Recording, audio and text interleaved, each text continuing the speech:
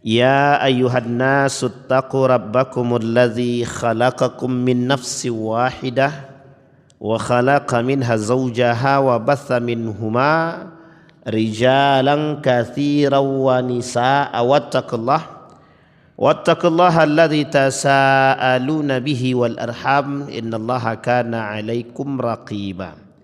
Puji syukur kehadirat Allah dengan mengucapkan alhamdulillahirabbil alamin. Bersalawat kepada Nabi dengan mengucapkan Allahumma salli ala Muhammad wa ala ali Muhammad fil alamin innaka hamidum majid. Bapak Ibu sekalian yang berbahagia, mudah-mudahan Allah meridai, Allah berkahi, Allah jadikan setiap langkah kita penuh hikmah dan keberkahan, insyaallah yang hadir husnul khatimah. Kemudian Bapak Ibu sekalian yang berbahagia, mudah-mudahan orang tua kita Allah tempatkan di tempat terbaik di sisinya, Allah terima amal ibadahnya husnul khatimah, dan kita semua yang hadir husnul khatimah. InsyaAllah rumah tangga yang sakinah, mawaddah, warahmah. Baik Bapak Ibu sekalian yang berbahagia, di malam hari ini kita lanjutkan kajian kita tentang prahara akhir zaman atau fitnah akhir zaman. Nah, pada malam hari ini ada beberapa hadis, mungkin sekitar 2 atau 3 hadis yang akan kita bacakan dan akan kita coba ambil pelajaran daripada makna hadis tersebut. Hadis yang pertama atau lanjutan daripada hadis sebelumnya tentang perkara fitnah yang akan terjadi, yang menjadi bagian daripada, kalau bahasa kita sekarang ini, ramalan Rasulullah. Seorang ulama menuliskan dalam kitab tersebut dengan judul Dzikrul Bayan bi anna du'ata ilal fitani 'inda wuqu'iha innama hum du'atun ilan nari na'udzubillahi minha. Qala Nabi sallallahu alaihi wasallam qala an Huzaifah ibn al-Yaman qala kana an-nasu yas'aluna Rasulullah anil khairi wa kuntu as'aluhu anis syarri mukhafatan an yudrikani fakultu ya Rasulullah. Dari Huzaifah ibnul Yaman berkata, manusia mereka bertanya kepada Nabi tentang kebaikan, sementara aku bertanya kepada Nabi tentang keburukan. Mukhafatan an yudrikani, aku khawatir aku terjebak dalam kesesatan, keburukan, andai aku tidak mengerti. Jadi alasan Huzaifah bertanya tentang keburukan agar dia bisa menghindari keburukan tersebut. Ini Huzaifah ibnul Yaman. Faqultu ya Rasulullah, aku berkata ya Rasulullah, inna kunna fi jahiliyatin wa syarrin. Sesungguhnya kita ini berada pada posisi atau pada masa jahiliyah, kebodohan dan keburukan. Faja'anallahu bihadzal khair, maka kemudian Allah datangkan kita seorang nabi yang membawa kebaikan. Itu kata Huzaifah. Fahal ba'da hadzal khair syarrun, apakah setelah kebaikan itu akan datang keburukan? Qala na'am, Nabi bilang iya. Fakultu hal ba'da dzalika syarri khairun. Kemudian Huzaifah bilang, apakah setelah keburukan itu ada kebaikan lagi? Nabi kemudian berkata, qala na'am, iya. Wa fihi dakhanun, qultu wa ma dakhanuhu. Kemudian Huzaifah bertanya, kata Nabi, di dalamnya akan terdapat dakhanun. Apa sih dakhanun itu, kata Huzaifah kepada Nabi. Dakhanun itu dijawab sama Nabi, qala qaumun yastannuna bi ghairi sunnati wa yahduna bi ghairi hadi. Kata Nabi, mengambil atau melakukan perbuatan-perbuatan di luar daripada sunnahku, kata Nabi. Melakukan perbuatan sunnah tapi bukan dari perbuatanku, kata Nabi. Mereka anggap yang mereka buat adalah dari diriku, tapi sesungguhnya bukan dari diriku, kata Nabi. Kemudian kalimat selanjutnya, wayahduna bi ghairi hadi. Mereka mencari petunjuk selain daripada petunjukku, kata Nabi. Mereka merasa mendapatkan petunjuk, tapi sesungguhnya aku tidak memberikan petunjuk itu. Gitu. Nanti kita jelaskan lebih. Ta'rifu minhum wa tungkar. Mereka diberikan kebaikan, mereka mengingkari, mereka tidak mengerti. Seolah-olah mereka mengerti kebaikan, tapi mereka mengingkari kebaikan tersebut. Faqultu hal ba'da dzalikal khairi syarrun. Apakah setelah kebaikan itu ada keburukan? Qala. Nabi bilang, iya. Naam, kata Nabi. Du'atun ala abwabi jahannam. Kata Nabi, akan ada dai-dai mengajak ke neraka jahanam. Akan ada dai-dai, du'atun. Du'atun itu jamak dari kalimat dai. Du'atun, kalau istilah sekarang du'at. Nah, sekarang sudah menjadi bahasa Indonesia, para du'at. Nah, jadi artinya para dai. Para dai ini siapa? Ustadzkah atau siapakah yang mengajak kepada kebaikan? Setiap orang yang mengajak dalam dakwah namanya dai. Apakah dia mengerti ilmu agama atau tidak mengerti secara mendalam? Kalau dia mengajak orang kepada kebaikan, itu sebenarnya dai namanya. Mengajak, yang mengajak, dai. Yang berdakwah. Nah, semua kita ini sebenarnya dai, Pak. Cuman model dakwahnya beda-beda. Ada yang dakwahnya dengan teknik, dengan kedokteran, dengan dan lain sebagainya. Nah, ada yang berdakwah dengan agama, ada yang berdakwah dengan anggota dewan, ada yang berdakwah dengan kursi, ada yang berdakwah dengan camat dan lain sebagainya. Semuanya dakwah. Kalau diniatkan untuk dakwah, kalau diarahkan kepada dakwah, kalau diselaraskan dengan makna dakwah. Bisa dipahami Bapak Ibu ya? Kalau diselaraskan maknanya. Tapi ada juga yang tidak dakwah itu banyak juga. Baik. Kemudian kata baginda Nabi, du'atun ala abwabi jahannam. Du'at para dai, para orang-orang yang mengajak kepada neraka jahanam. Man ajabahum ilaiha qadhafuhu fiha. Barang siapa yang menjawab ajakan tersebut, kata Nabi, mereka akan masuk dalam golongan kelompok tersebut. Barang siapa yang masuk dalam ajakan orang-orang yang mengajak ke neraka, maka mereka akan qadhafu, dibakar, dihabisi, di bumi hanguskan, dihancurkan oleh Allah. Faqultu ya Rasulullah. Kemudian Hudzaifah ibn Yaman berkata, ya Rasulullah, sifhum lana. Ya Rasulullah, tunjukkan karakter mereka kepada kami, sifatnya. Dijawab sama Nabi, qala na'am qaumun min jildatina. Kata Nabi, mereka dari kulit kami. Nah, ini agak sensitif nih. Mereka dari kulit kami. Jildatina, kulit. Dibahasakan lebih detail lagi sebenarnya, atau lebih luas lagi, mereka dari golongan kami, kata Nabi. Dari golongan kami ini siapa? Bisa jadi dari Arab, bisa jadi dari garis keturunan Nabi, yang hari ini kita sebut sebagai habaib. Kan tak semua habib itu baik. Ada juga habib yang ngajak kesesatan, itu ada juga. Ada namanya habib, siapa namanya itu? Nah, itulah pokoknya. Pokoknya ada, tapi kita tidak dalam konteks mendiskriminasi, tidak. Artinya Bapak Ibu, habib sekalipun, ya kalau salah jangan diikuti, Pak. Kalau habib itu salah, ya jangan diikutin. Apa ada jaminan habib itu masuk surga? Oh, enggak ada. Yang dijamin masuk surga itu ya sahabat Nabi, yang disebutkan oleh Nabi dan para pengikut yang jelas masuk surga itu. As-sabiqunal awalin, jelas itu. Orang-orang yang berbaiat bai'ur ridwan, jelas masuk surga itu. Karena bai'ur ridwan itu ada orang berbaiat kepada Nabi dan Allah ridho kepada mereka, dan Allah sebutkan dalam Al-Quran. Dan mereka berbaiat tahtas syajarah, kata Nabi. Tapi dibunuh itu oleh Muawiyah, salah satu di antara beberapa orang yang berbaiat di bawah pohon itu, dibunuh oleh Muawiyah ibn Abi Sufyan. Disuruhnya Al-Gojo memenggal kepalanya karena tidak mau berbaiat kepada Muawiyah.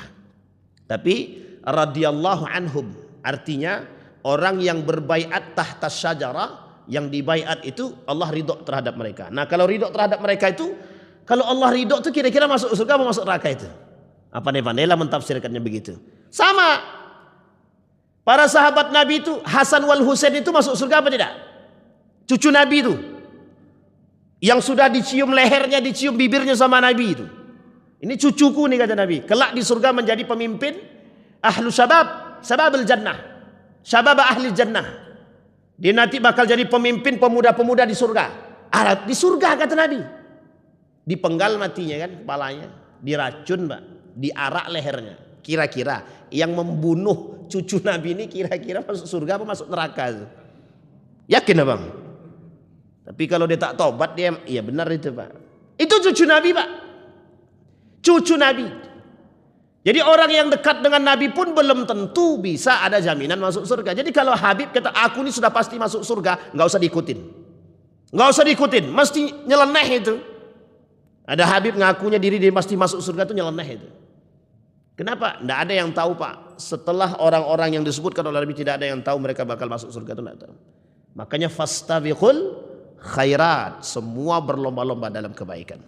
Kata Nabi, kata Huzaifah, sibhum lana, coba tunjukkan sama kami orang itu seperti apa karakter mereka. Disebut sama Nabi, hum min jildatina, mereka dari kulitnya sama kayak kami. Ada kemungkinan kalau kulit Nabi putih berarti orang Arab dia. Tapi apakah orang Arab itu semuanya putih? Tidak juga.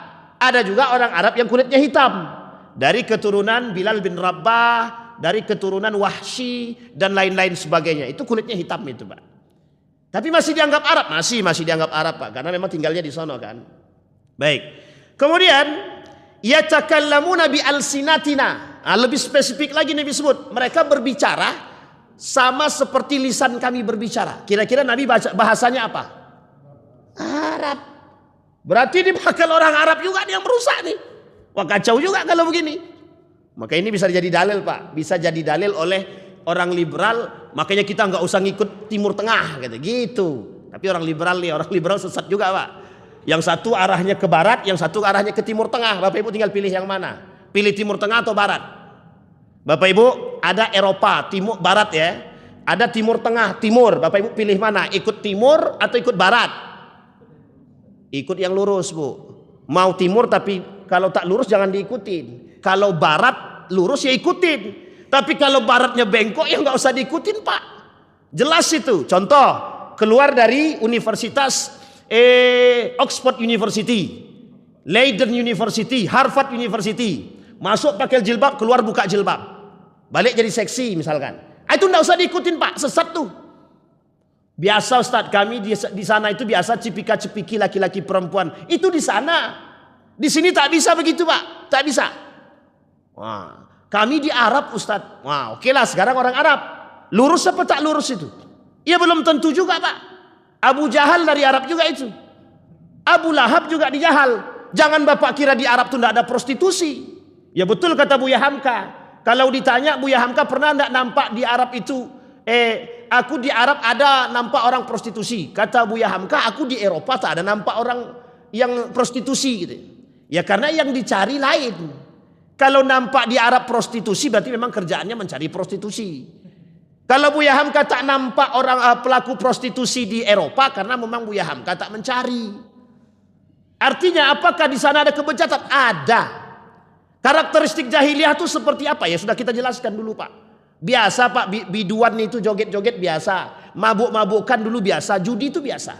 Dulu tapi sebelum Islam datang. Setelah Islam datang masa fatrah Nabi itu sudah jauh sekali. Sampai hari ini akan kembali lagi.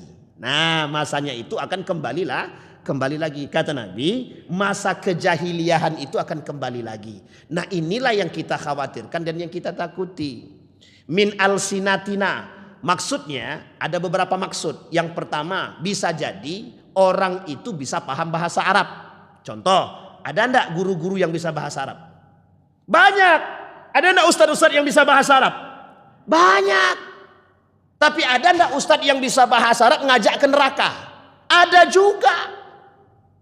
Yang bagaimana tuh ustadz? Ada. Contoh, dia pintar bahasa Arab. Cuma karena dia pintar bahasa Arab, dia tahu jamaahnya nggak ngerti bahasa Arab, dipelintirnya Pak. Seolah-olah itu dari hadis Nabi, tapi dia tipu. Nah, ini masalah Pak. Misal saya kasih contoh. Ini pintu nih. Saya bilang sama Bapak Ibu dengan bahasa Arab. Ya ayyuhal muslimun. Qala Nabi sallallahu alaihi wasallam, ya ayyuhal muslimun, udkhulu ila dzalikal babi fadkhulul jannah kulluha. Bapak Ibu kan enggak ngerti kalau begitu. Saya bilang, kata Nabi, masuklah lewat pintu itu nanti akan tembus ke surga semua gitu. Mau enggak Bapak Ibu begitu? Mau enggak, Pak? Man sajjala nafsahu wahid milyan dakhalal jannah. Kata Nabi barang siapa yang mendaftar dirinya kepada saya 1 juta masuk surga gitu. Kira-kira kalau saya bahasa Arab kan begitu, dianggap bahasa Nabi, kira-kira percaya nggak Bapak Ibu? Yang nggak ngerti bahasa Arab bisa percaya nggak? Bisa, karena kita nggak ngerti bahasa Arab. Makanya kata Nabi, salah satu karakter orang yang bisa menyesatkan itu bi'al sinatina. Bisa jadi dia paham bahasa Arab, Pak. Jadi jangan salah, Pak. Makanya dulu ada anekdot begini. Orang lagi baca, dia lagi sedang berbicara bahasa Arab oleh jamaah, amin gitu. Padahal dia bukan doa, Pak.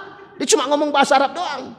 Tapi itulah karena kita nggak paham bahasa Arab. Jadi yang salah siapa? Yang salah da'inya, Pak. Yang salah ustadznya. Kalau ustadznya mempelintir, menganggap jamaah nggak ngerti bahasa Arab, dipaksakan dia pakai bahasa Arab, seolah-olah yang dia sampaikan perkataan Nabi menyesatkan. Dal wa adal. Itu sesat menyesatkan, Pak. Nah yang kayak gini nih banyak sekarang, Pak. Banyak. Mentang-mentang bisa bahasa Arab, seolah-olah yang dia sampaikan itu perkataan Nabi. Kata Nabi dalam hadisnya, man kadzdzaba alayya muta'ammidan falyatabawwa maq'adahu minan nar. Yang berdusta atas nama diriku, kata Nabi. Nah, yang kayak tadi nih, hadisnya dibilang hadisnya itu ndak ada tapi dibilang hadis. Nah, ini banyak, Pak. Nah, nanti kalau mau tahu, Pak, mendekat Ramadan banyak tuh. Dulu pernah saya sampaikan di Masjid Al-Irham, hadis-hadis palsu dan hadis-hadis yang lemah banget seputar Ramadan. Kayaknya enggak habis juga waktu itu, enggak selesai juga, tapi beberapa hadis kita sampaikan. Contoh hadisnya, Pak, contoh hadisnya begini. Kata mereka bilang begini, man fariha bidukhuli Ramadan faqad haramallahu jasadahu 'alan nar. Barang siapa yang berbahagia dengan datangnya Ramadan, maka jasadnya haram masuk neraka. Wah, kalau gitu kita tak usah berpuasa, Pak, bahagia aja. Bahagia aja kita datang Ramadan masuk surga kita. Tapi mohon maaf, Pak. Mohon maaf betul. Itu bermasalah itu, Pak. Bermasalah. Secara makna dalam ilmu hadis bermasalah. Secara matan itu bermasalah. Sehingga Ali Mustafa Ya'qub, seorang imam masjid Istiqlal pada saat itu dan pakar hadis di Indonesia, mengatakan hadis ini palsu. Ada seorang pakar hadis dari Mauritania baru datang ke Indonesia, baru selesai S2-nya. Saya tanya tentang sama beliau, kebetulan beliau punya buku, benar enggak hadis ini bermasalah enggak? Kata beliau, ini bermasalah. Man fariha bidukhuli. Meskipun ada beberapa ulama yang mengutip, tapi tidak masyhur. Nah, saya menyarankan kita tidak usah mengikuti itu. Kalau kita bahagia, jelas. Tapi kebahagiaan harus diimbangi dengan keimanan. Kalau bahagia doang tapi tidak ada iman, tidak bisa, Pak. Misal ada yang bilang, barang siapa yang berbahagia dengan datangnya Ramadan, haram jasadnya masuk neraka. Salah satu cara berbahagianya adalah dengan mandi belimau. Selesai urusan, Pak. Kalau sempat ada yang bilang begitu, kacau tuh, Pak. Pokoknya yang tidak mandi belimau, ada yang sampai ke telinga saya, Pak. Yang tidak mandi belimau tidak sah puasanya. Ini fatwa baru namanya. Ini yang kayak gini nih sesat nih, Pak. Sesat nih. Mohon maaf ya, jangan tersinggung. Siapapun yang tersinggung berarti pelaku kan. Jadi kalau ada fatwanya begini, yang tidak mandi belimau tidak sah puasanya, sesat. Sama halnya yang kemarin lagi viral tuh, Pak. Kalau tidak pakai peci merah putih, tak sah sholatnya, katanya. Negara kita ini unik, Pak. Saking majmuknya banyak kali aliran sesat itu. 1000 lebih. Yang ditemukan oleh Majelis Ulama Indonesia itu aliran sesat itu 1000 lebih. Kira-kira ada nggak setiap satu kelompok tuh punya pengikut nggak? Punya, Pak. Punya pengikut. Meskipun ada yang sedikit, ada yang banyak banget itu. Nah, coba kita lihat nanti sebelum Ramadan, aliran sesat apa lagi yang muncul gitu. Nah, ini barusan ini ada, beliau kirim ke saya video. Ada orang bisa ke Mekah melalui satu pintu. Apa namanya itu? Sunan Ampel, kata dia. Wallahu alam. Saya tidak mengkritik pada poin tersebut, Bapak Ibu. Jadi janganlah dibuat-buat yang aneh-aneh itu, enggak usah lah. Kalau mau ke Mekah, ada duit bayar ke travel. Berangkat umroh, daftar haji bisa. Kalau panjang umur berangkat. Kalau nggak panjang umur ya matilah berarti kan. Mesti nggak akan berangkat Pak. Tapi kalau buka pintu ternyata di depan pintu itu ada Ka'bahnya. Saya tidak percaya Pak. Saya tidak bisa percaya Pak. Ustadz, ini kajiannya adalah kajian tasawuf. Saya sangat memahami bahwa jika orang tasawuf pun dihadapkan dengan begitu, mereka akan katakan tidak ada begitu saudara. Kalau mau ke Mekah ya berangkat. Jadi kalau kita keluar lewat pintu belakang nih, langsung kita sampai ke Mekah. Ada pengalaman spiritual dan lain sebagainya. Bapak Ibu, saya jelaskan dan saya garis bawah Bu. Saya garis bawahi sesuatu yang sifatnya seperti ini, atau bisa kita anggap dibenarkan dalam sisi karomah. Ali bin Abi Thalib kurang sufi apa dia? Abu Bakrin kurang sufi apa? Hasan al-Basri kurang sufi apa?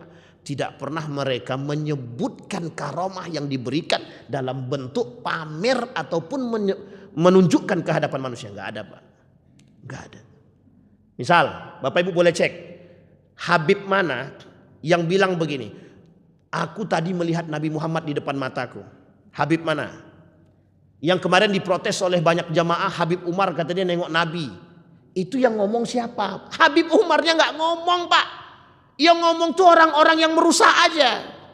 Jadi seolah-olah dia melihat Nabi dia. Pak, orang yang punya sesuatu yang mohon maaf unpredictable, sesuatu yang tidak bisa diprediksi. Setiap kita nih Pak punya pengalaman pribadi masing-masing.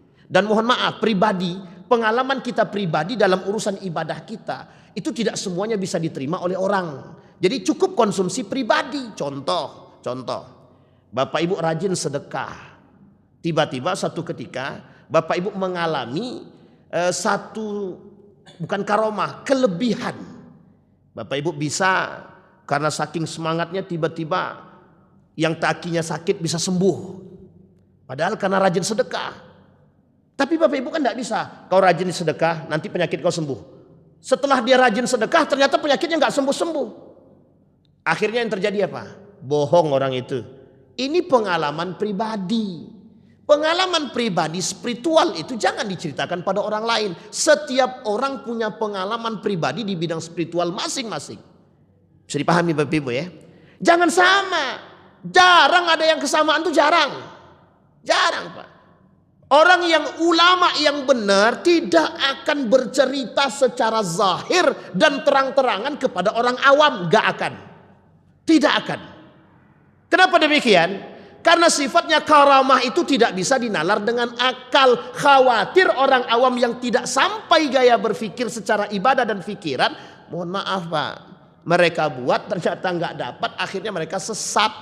Inilah yang disebut dengan salah kaji. Dulu banyak Pak. Saya temukan di kampung saya. Banyak orang dapat kitab. Wan, aku dapat kitab. Tadi malam aku bermimpi tiba-tiba kitab itu sudah ada di bawah bantalku. Aku kajilah. Pokoknya kami tidak perlu sholat Wan. Cukup kami zikir di dalam kamar kami setiap waktu. Saya bilang ini aliran apa lagi nih? Dalam hati saya. Usut punya usut. Orang nih salah kaji. Akhirnya sesat kan? Sesat Pak dan menyesatkan. Apalagi kalau dia. Oke lah kalau dia tidak punya jamaah. Kalau dia punya jamaah Pak. Berapa banyak yang disesatkan? Jatuhnya apa? Jariyatus su' namanya. Nah ini poin pentingnya di sini Pak. Sekarang saya tanya Bapak Ibu, anggaplah nih anggap saja, anggap Pak Imam masjid kita. Mesti kalau beliau berbicara, beliau mengerti Al-Quran, hafal Quran.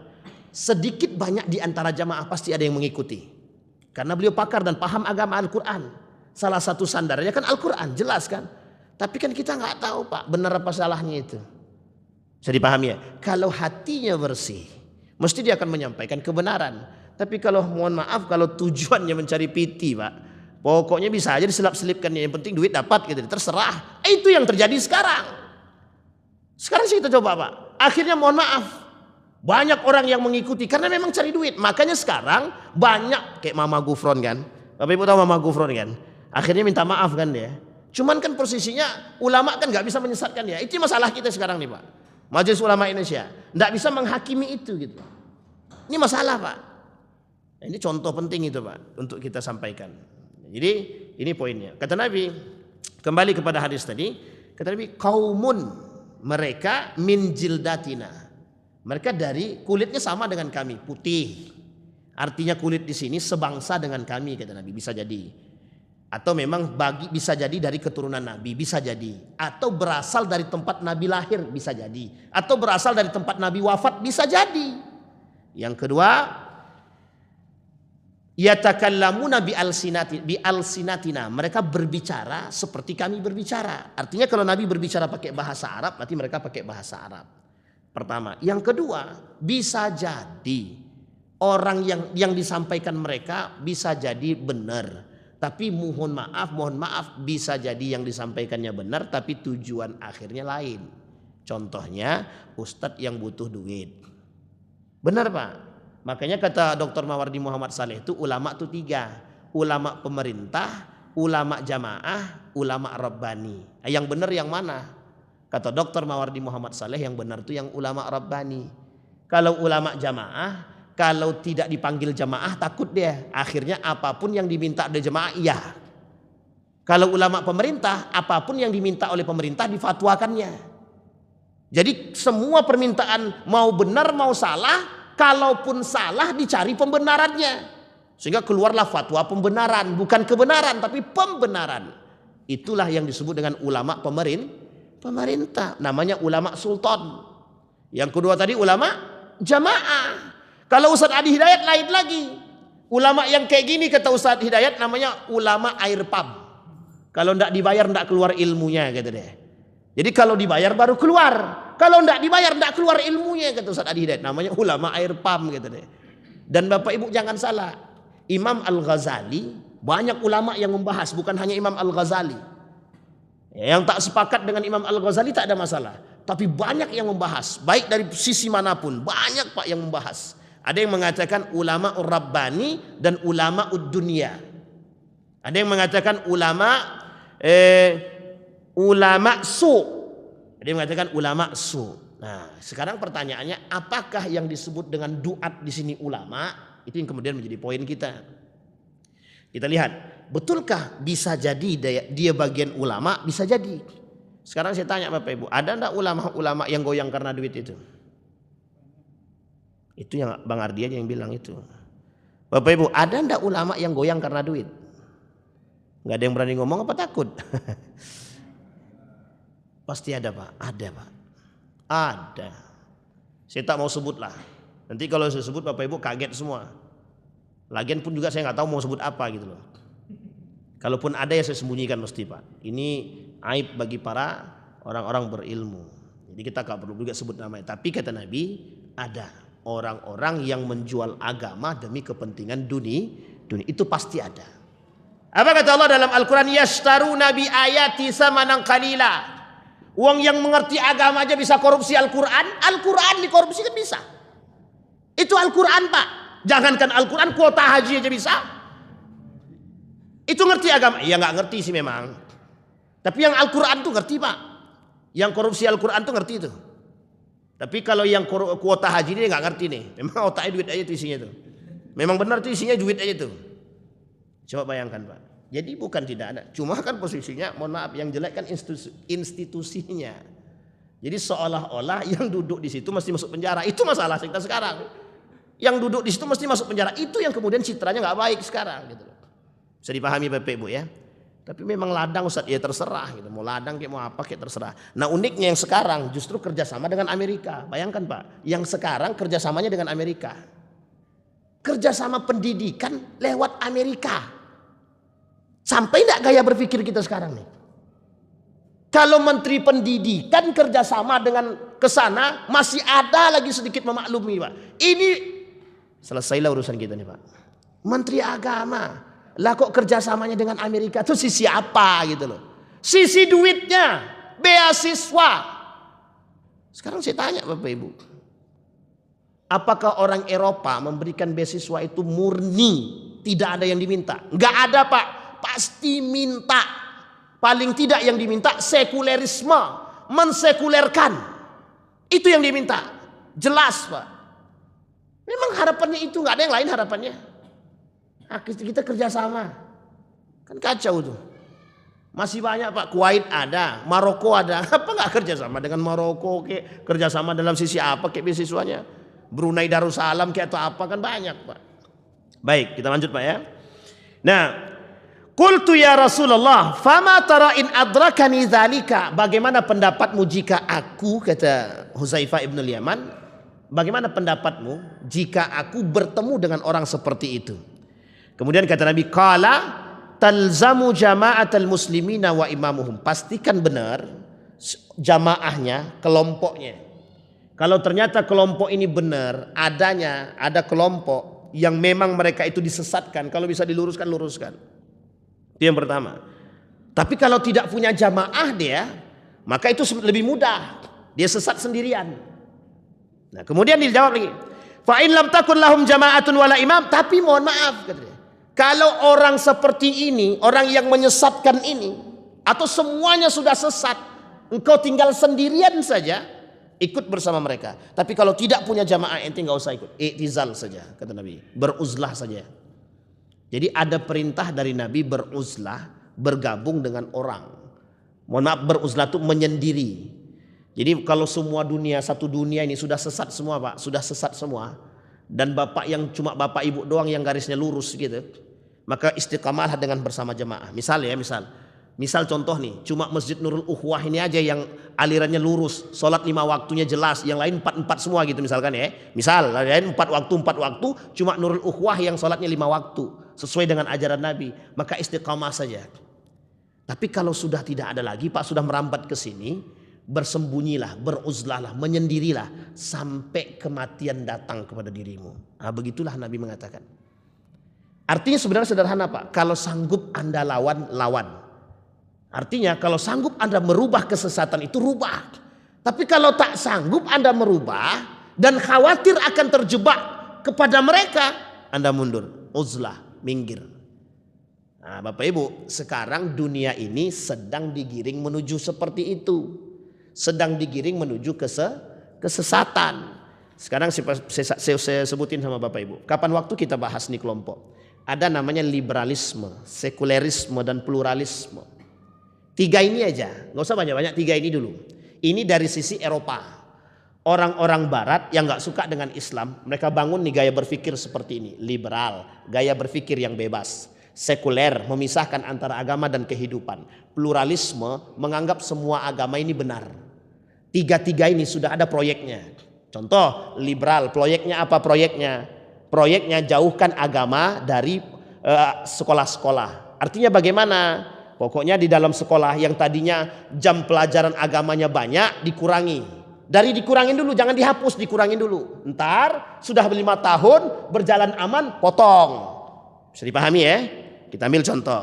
Di universitas misalkan, ada pelajaran akidah akhlak. Yang tadinya 4 SKS dikasih 2 SKS. Jangan langsung dihapus, kasih 2 SKS dulu. Setelah berjalan 1 tahun, 2 tahun, sampai 5 tahun, kurangin lagi jadi 1 SKS. 5 tahun ke depan hapus, jadikan ekstrakurikuler. Yang mau ikut silakan, nggak ada masalah. Bisa dipahami Pak? Begitu caranya Pak. Apa alasannya? Alasannya banyak. Alasannya mata kuliah pelajaran yang fokus itu harus. Pelajaran inti harus dipelajari lebih banyak. Akhirnya digeser lah Pak. Sekulerisme sama. Sekulerisme itu tidak boleh ada orang-orang yang mengerti agama jadi pemimpin, tidak boleh. Yang mengerti agama jadi tidak boleh jadi kepala dinas, nggak boleh. Kalaupun boleh tapi tetap dipegang kepalanya sehingga dia nggak bisa menerapin sistem agama. Bisa ya Pak? Bisa. Kalau pluralisme bagaimana? Nanti kita Natal bareng, Waisak bareng, diajak kita semua Pak. Anggap semua agama semuanya sama. Cuma jalan menuju Tuhan yang satu aja beda-beda. Kapan waktu kita bahas nih satu-satu Pak. Insya Allah kalau umur panjang dan kalau kita diizinkan ketemu. Itu satu. Sekarang dari timur Pak. Dari timur. Bukan dari timur sebenarnya. Lebih tepatnya dari beberapa arah gitu. Aliran-aliran sesat. Aliran sesat itu yang seperti apa Ustaz? Ada banyak Pak, sudah saya ceritain di sini dulu kan. Ada yang sholatnya telanjang, nggak pakai baju. Kan bapak-bapak yang senang, ibu-ibu senang juga gitu kan. Jadi ada kelompok yang sholatnya tanpa sehelai benang pun. Jadi nggak pakai baju. Jadi sholatnya nggak pakai baju. Kalau kita tanya mengapa kok sholatnya nggak pakai baju? Jawabnya biar bersih, biar nggak nempel kotoran. Kan sesat tuh Pak. Nah, jadi kan di TV kan sudah banyak tuh. Ada gus-gus yang boleh peluk perempuan, kajian boleh campur laki-laki perempuan. Itu sesat tuh Pak, sebenarnya sesat itu. Benar Pak. Tidak ada Islam mengajarkan begitu tuh, tidak ada. Nah, sama halnya yang tadi, bisa tembus buka pintu tiba-tiba tembus langsung Ka'bah. Kalau kayak gitu kita nggak perlu bayar mahal-mahal Pak. Kalau memang betul ternyata ada, saya juga mau itu. Biar cepat datang ke Mekah, nggak usah pakai pesawat. Buka pintu tembus langsung sampai ke Mekah. Nggak banyak duit Pak, cuma 1 juta 2 juta aja paling. Sama istilahnya kalau Bapak Ibu, mau enggak Bapak Ibu masuk surga bayar 1 juta? Pasti tapi, mau enggak? Pasti masuk surga, mau enggak Bu? Tapi kan enggak ada begitu kan.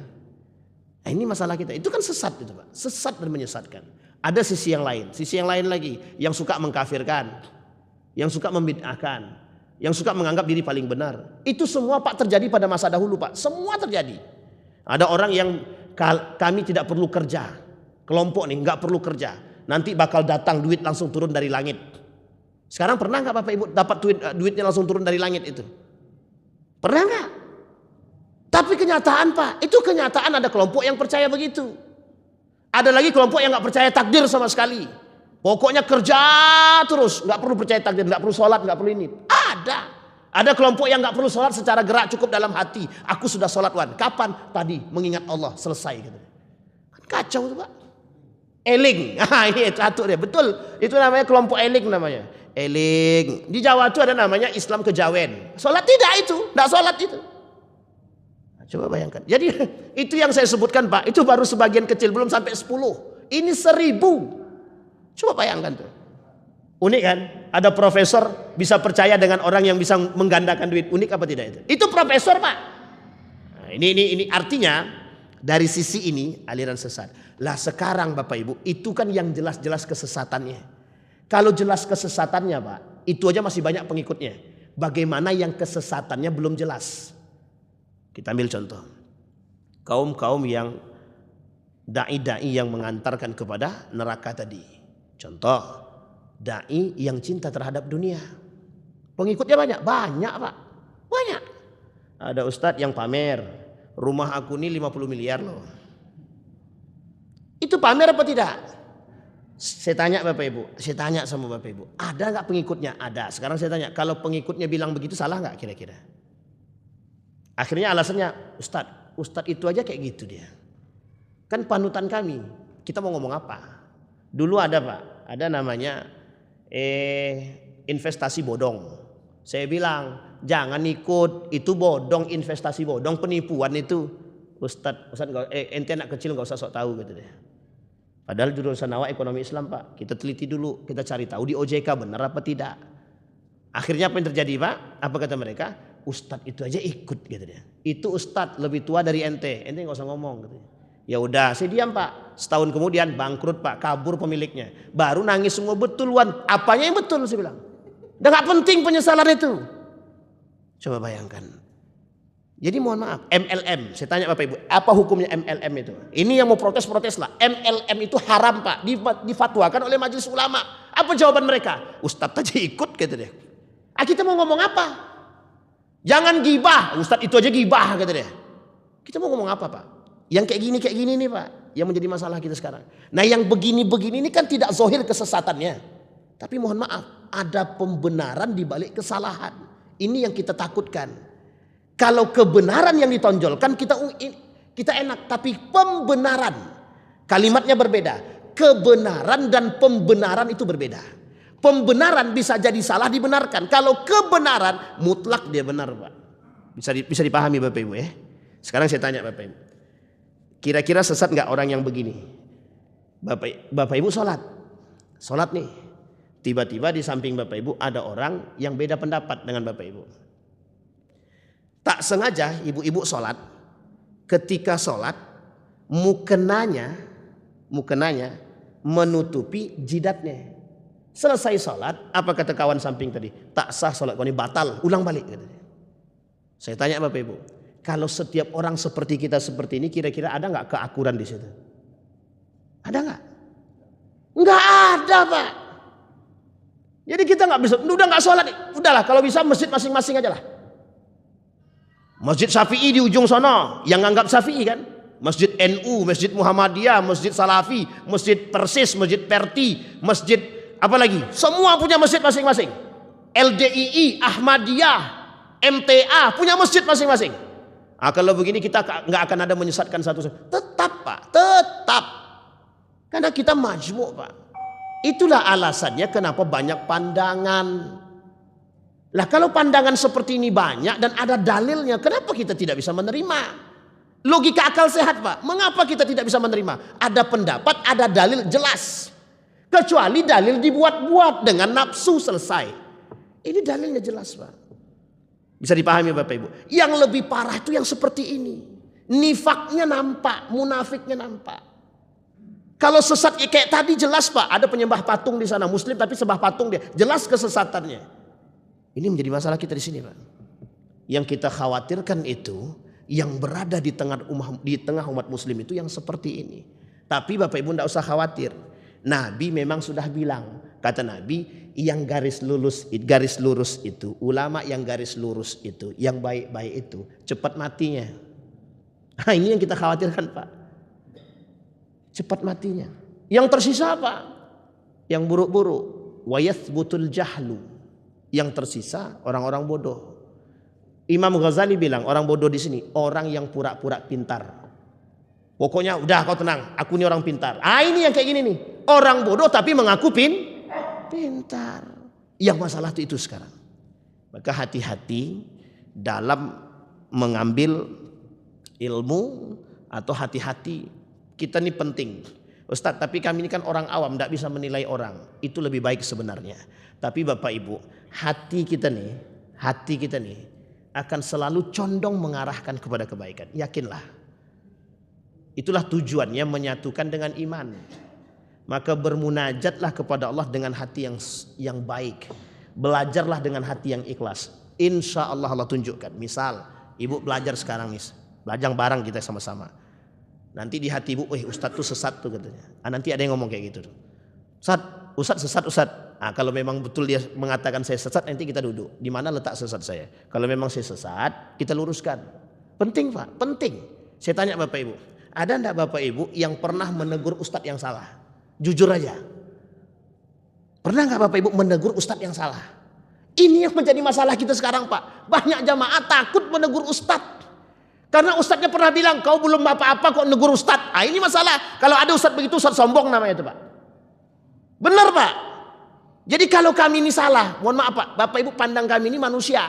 Kalau kami ini salah mungkin sangat. Makanya kata Nabi yang masuk neraka pertama selain daripada perempuan, itu siapa? Orang yang mengerti agama. Apa alasannya? Banyak hal. Kabura maqtan 'indallah an taqulu ma la taf'alun kata Allah. Jadi berat Pak, berat sekali. Ini orang yang nggak punya iman susah. Maka kata Nabi, kata Huzaifah ibn al-Yaman, fitnah yang paling berat itu sampai Nabi bilang, kata Nabi, aku tidak mengkhawatirkan kalian persoal dajjal. Yang paling dikhawatirkan Nabi itu bukan dajjal, ulama ulama yang buruk perangainya, yang bisa menyesatkan orang. Nanti kapan waktu kita coba membahas konsep ulama itu dalam pandangan Imam Al-Ghazali. Dan beberapa pandangan ulama yang lain seperti apa karakternya. Cuma kalau sudah tahu, ndak boleh Bapak Ibu. Ki ulama ini nggak boleh. Ustadz jangan ke sini. Ustadz tuh ulama ndak boleh Bapak Ibu, ndak boleh. Cukup panggil dia, sampaikan. Kalau sanggup kita berdiskusi sampaikan. Kalau tidak, carilah Ustadz yang mohon maaf, misal Dr. Mustafa Umar, diskusi dengan beliau. Ustadz, menurut kami pandangan beliau ini begini. Biar beliau yang menyampaikan. Karena masih ada orang alim, fauqa dzi ilmin alim. Masih ada orang alim di atas orang berilmu. Insya Allah Bapak Ibu kita masih dijaga oleh Allah. Dan insya Allah masih banyak ulama-ulama garis lurus di sisi kita yang bisa kita ambil ilmunya dengan baik dan benar. Insya Allah. Saya dengar Ustadz Dr. Mawardi Muhammad Saleh ada ngisi ceramah di masjidnya Al-Irham. Kalau bisa belajarlah. Kalau bisa buka sesi tanya jawab sepanjang mungkin, insya Allah. Saya tidak mengatakan beliau itu bersih suci, tidak. Tapi insya Allah sejauh yang kita pandang, mudah-mudahan kita bisa mengambil ilmu yang baik. Ada beberapa ulama yang lain, tidak hanya Dr. Mawardi Muhammad Saleh, tapi masih ada ulama-ulama yang lain yang kita pandang baik, ilmunya ambil. Yang nggak baik tinggalkan, Pak. Mudah-mudahan ada manfaat bagi kita semua. Mudah-mudahan bisa menjadi penjagaan bagi kita. Mudah-mudahan kita husnul khatimah. Fa'tabiru ya ulil absar la'allakum tuflihun. Assalamualaikum warahmatullahi wabarakatuh.